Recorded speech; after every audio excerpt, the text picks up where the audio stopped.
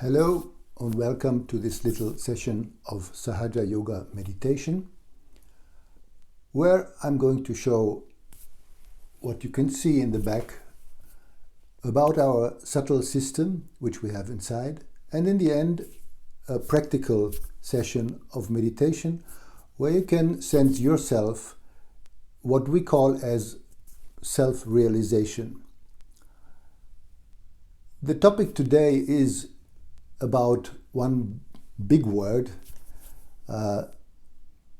This is about the door to heaven. Now it seems to be a little bit far-fetched, this combination of meditation and heaven, but later I will explain that it's something very down to earth and understandable. First I want to introduce myself a little bit and my way to Sahaja Yoga, which started in 1979 in the turmoil of the movement, political movement, hippie movement, and there was a lot of new exploration about what life would be. And for me as a young person, it was more a spiritual thing that I was looking for. I was looking for actually meaning in my life, what it is all about. And I knew that materialism cannot be everything. And so the search for something inner experience was there since I was 16, and I made some inner experiences, and I knew that somehow I have to find this. So 1979, as I met one person in my study place in Germany, he told me about Sri Mataji Nirmala Devi, who was stationed in London with her husband at that time.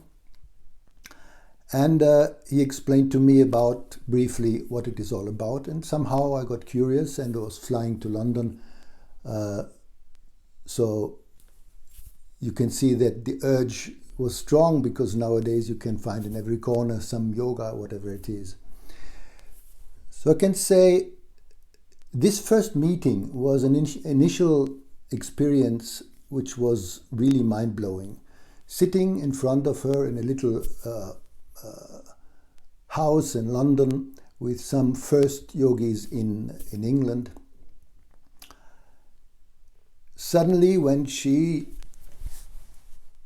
put her attention on me, there was a movement inside me to the heart, and an expansion, and then an uprising to a level, I can say here, which felt like I can say my own temple, where was beauty, recognition, and complete oneness, thoughtlessness.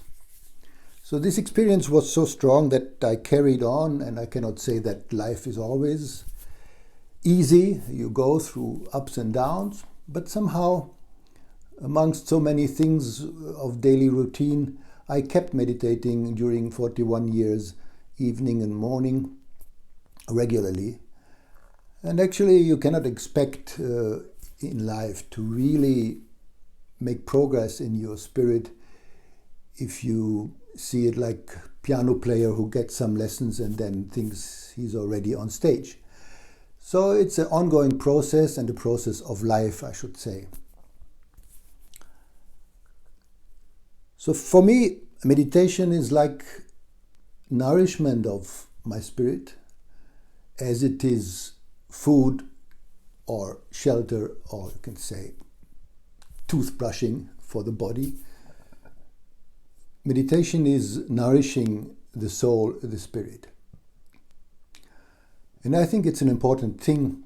And nowadays, so many people practice Sahaja Yoga all over the world. It's about 100 countries, or more than 100 countries.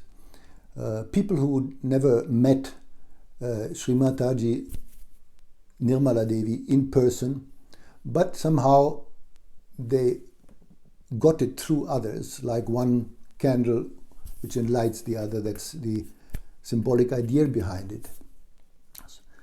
So what is really heaven if you think of what people regard as heaven?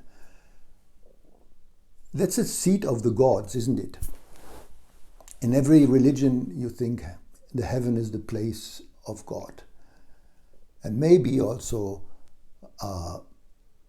the seat of our souls when we are good, when we had a good karma.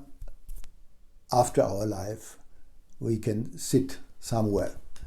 So this is a really quite abstract idea. And everybody thinks he knows about this, but actually, if we are honest, we don't know anything about this realm. So the question is there a heaven on earth in this world? Shankaracharya in the 6th century, I think in the 6th century, talked already about the inner being of man, the subtle being of man.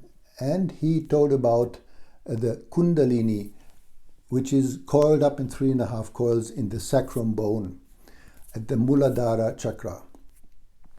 And he said, if this energy, the female energy of Kundalini, rises in the Kula path, which you can see here in the middle path, which is the subtle expression of our parasympathetic nervous system.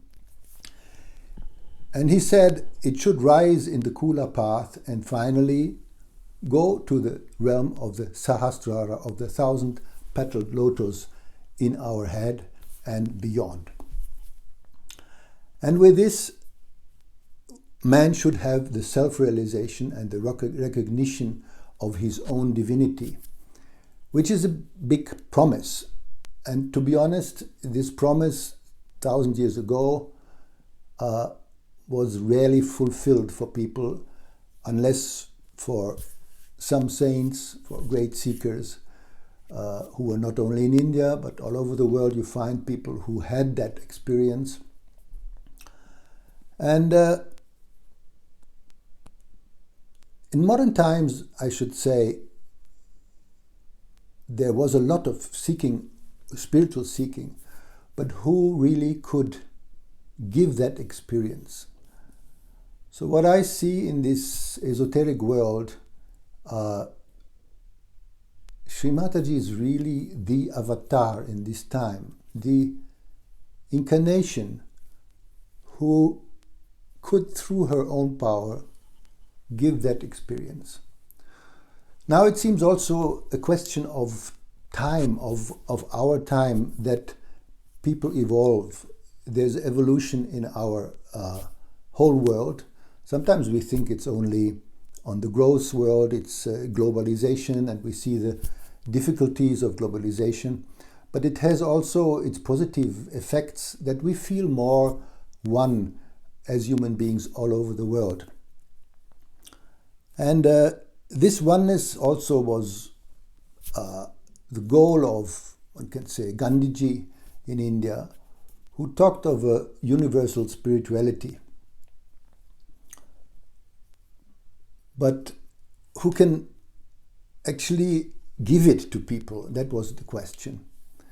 The Sahaja Yoga itself is not bound at all to Hinduism, though you have a lot of scriptures which really talk about this, which are so wise and deep. From my point of view, India is really the yoga bhumi. But we are all based on the same subtle system, which you can see here. We have all our spirit. In this way, Sahaja Yoga has nothing to do only with Indian philosophy or traditions or rituals. Actually, we respect all the saints in all the countries. And if we are talking about Germany, I'm born in Germany, I am originally German. I read some old scriptures, and also, for example, about Meister Eckhart. In the 13th century, he was a Christian mystic. And he said something like, you have to empty your cup of your ego completely to let the divine inside. So this emptiness he was describing, which in his scriptures very often comes as a very clear description of what we feel in meditation. Then in China we had Lao Tse, who is really also a great saint, a poet, which I admire so much. And one little poem was putting it very sharp. There's a wheel, and in the center you have my English is not so good, I'm sorry, like a navel in the middle, where all the wheel turns around that. So the effect of that is outside, and the more you go outside, the more you effect to have.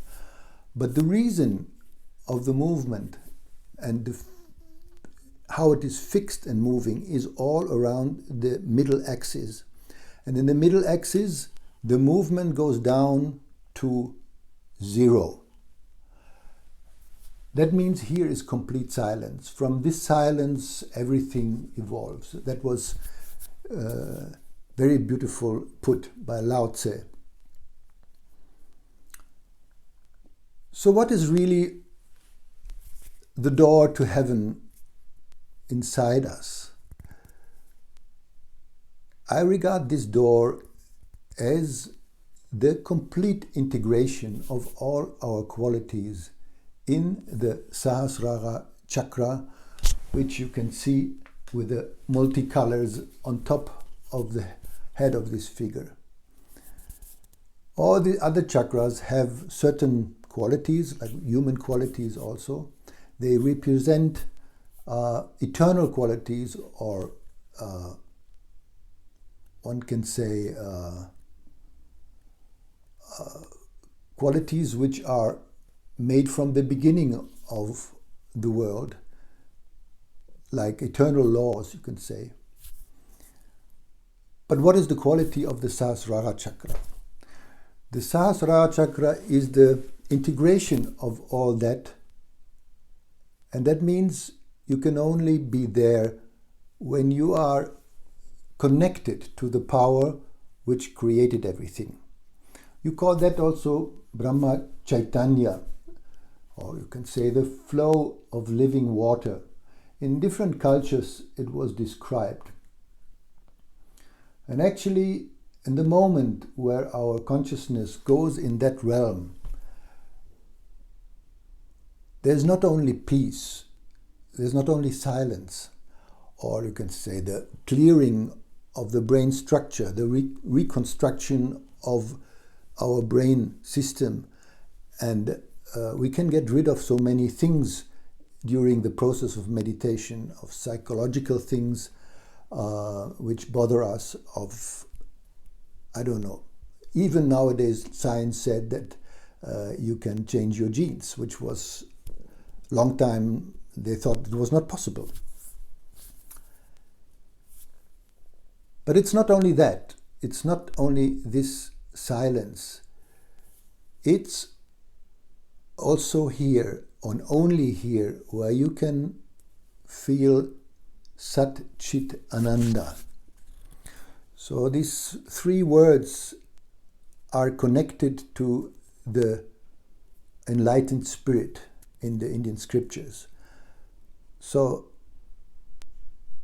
Chitta is our right side energy, which is the active side. And Chitta is the attention when it is enlightened and not bound, but absolute attention. And one can only imagine that if you are there, it's difficult to explain, but it's a state where attention is not bound by the thing and there's no ripples coming back, but you're just like a watching state. Ananda is the quality of the heart, or you can say on the left side of our emotional side, and is joy, but joy which is not dual, not happiness for this or that. Happiness is dual, joy is absolute. And when you get that joy inside, you know this is connected to heaven. And in the end, it's also Sat. This is the middle path, which is the pure consciousness, which is related really to our inner ascent towards spirituality, where the Kundalini rises. So, again, this state is a state of thoughtless awareness. Awareness without thoughts, but with clear attention. Normally it cannot be. Normally our thought process goes in the past or in the future. It cannot stay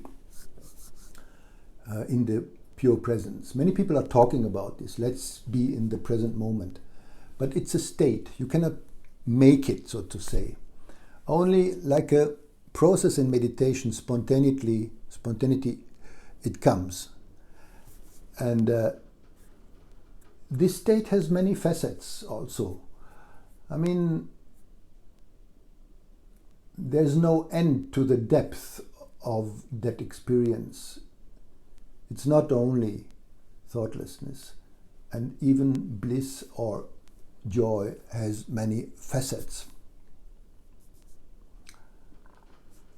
So I hope I made you a little bit curious about the whole thing. And I want to say something about also Sri Mataji Nirmala Devi, who was our guru, who was our spiritual mother, who is our guru and will always be. She's no more since 2011, and her whole life after the children left the house was dedicated completely to give that Sahaja Yoga free and always free. And as she said always, you cannot pay for this experience as you cannot pay for air or for breathing. So she was an unbelievable person who knew so many things about life, not only about this Kundalini, but in every field. I saw how she was an architect, how she was a psychologist, how she was a politician, and it was really an adventurous life to go with her along for many years and to have experienced so many people who got this realization and changed their life really. So now let's have this little session of meditation together, and I hope you can feel that, what it is all about. So we make a little exercise where first you put your left hand on your lap, and we start with the right hand on our heart. Later on we will do that with closed eyes. Now I just show you. Then you place your hand like this between neck and shoulder and grab this place strongly, this muscle. Put your head a little bit to the right. Third, you put your hand on your forehead across and press from both the sides. Finally, number 4, you put your hand on the back of your head, lean a little bit back, and in the end stretch your palm so that the palm becomes a little bit tight, and press it on top of your head where there was a soft bone in childhood.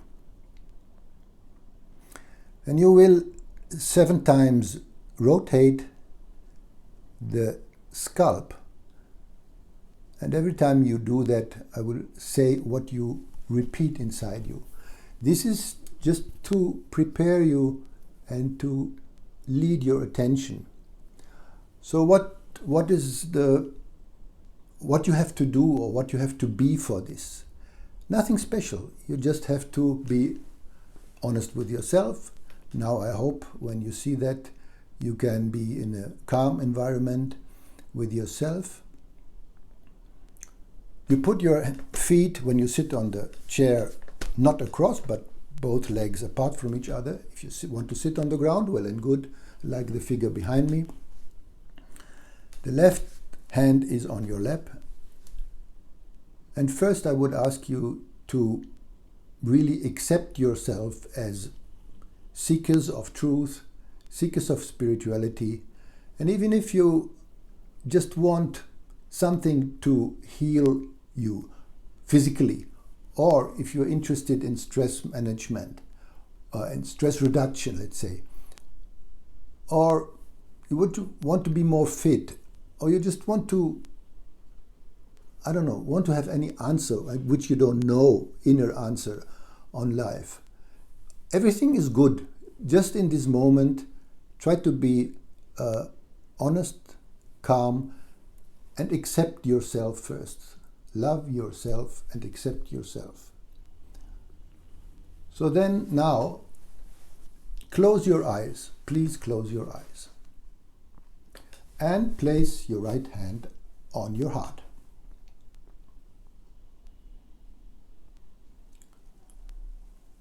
Here in the heart resides the spirit, not only the physical side, the heart as a pump, but the spirit, the spark which is connected to the divine around us. Here you can ask, or you can say 3 times, one affirmation: I am truly the spirit inside me. I am really, truly the spirit inside me. Please repeat that inside, not saying it loudly, with closed eyes.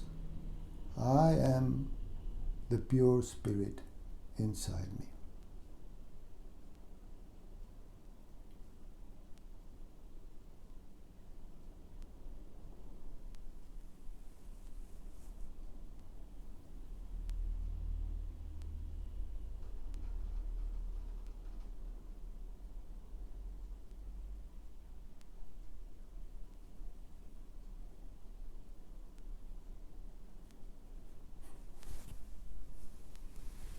Then put your right hand on the left shoulder, on this place between neck and shoulder, and press it a little bit, this muscle, which is very tense for many people.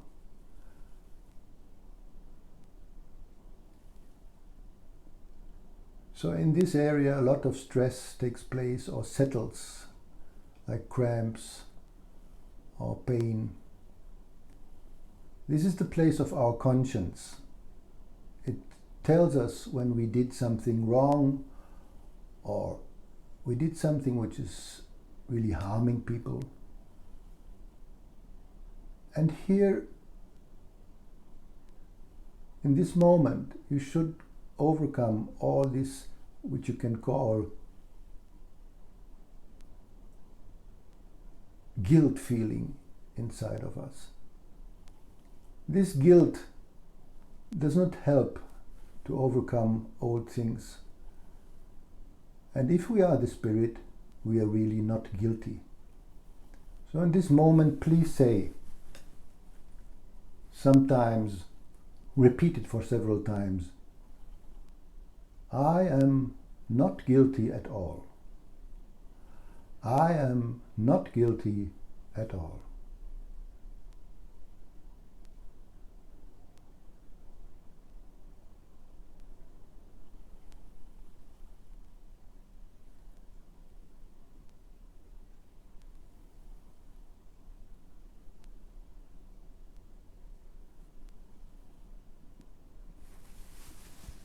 Then place your hand on your forehead across.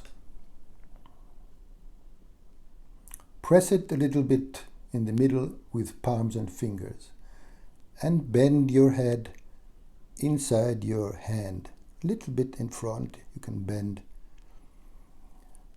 And this is, as it is described in old scriptures, the narrow gate to heaven.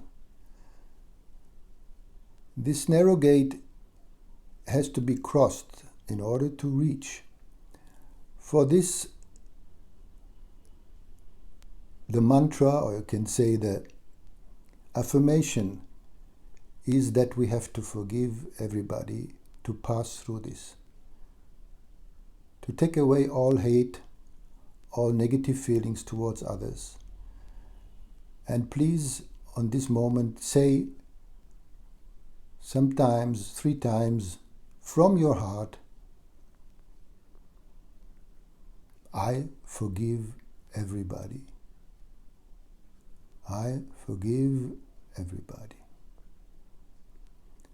I forgive everybody. Don't need to think about somebody or some incident in the past. Just generally say, I forgive everybody.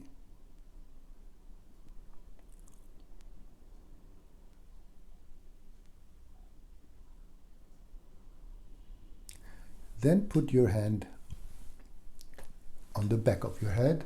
Bend your head a little bit in the hand, so that as if you look in the sky. Keep your eyes closed.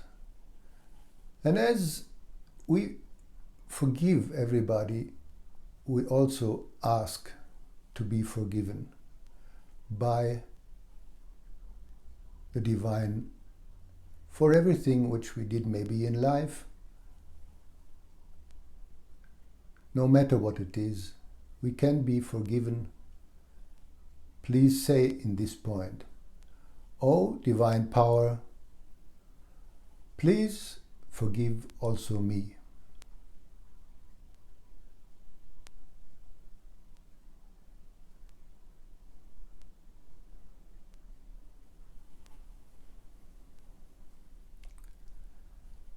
Then stretch your hand so that the palm becomes a little bit hard, and press it on the point where, as a child, you had a soft bone, which is called fontanella bone.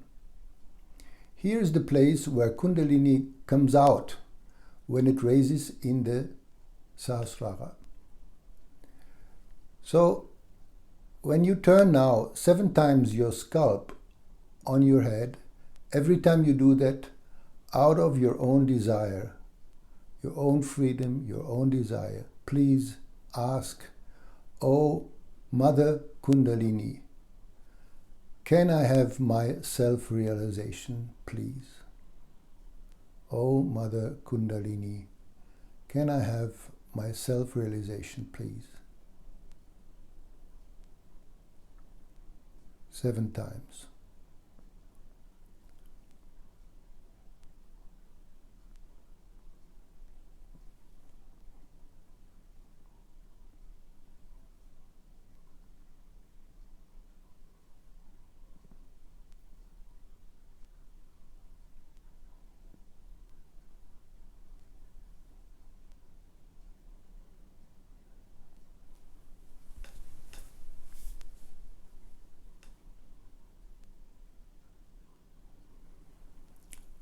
Now, please take down your right hand, put it on your lap also,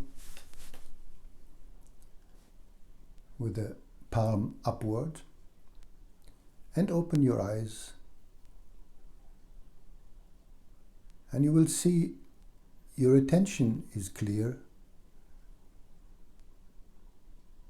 but thoughts are gone. And maybe if you put your hand like that, best is, of course, to the photo of Sri Mataji Nirmala Devi. See if you can feel a cool breeze coming on your hands. This is Brahma Chaitanya. It can be a little hot also. It's like a cloud which is going on your hands.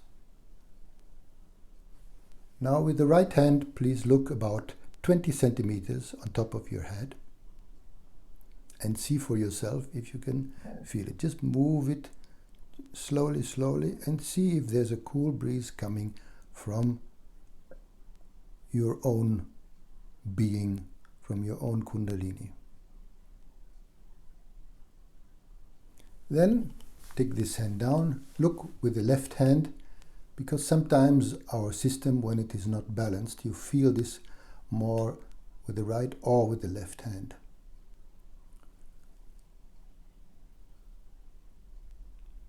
It's about 10, 20 centimeters, sometimes higher, it depends our system, our inner clearing. When we are in a good state, maybe it's a little bit higher.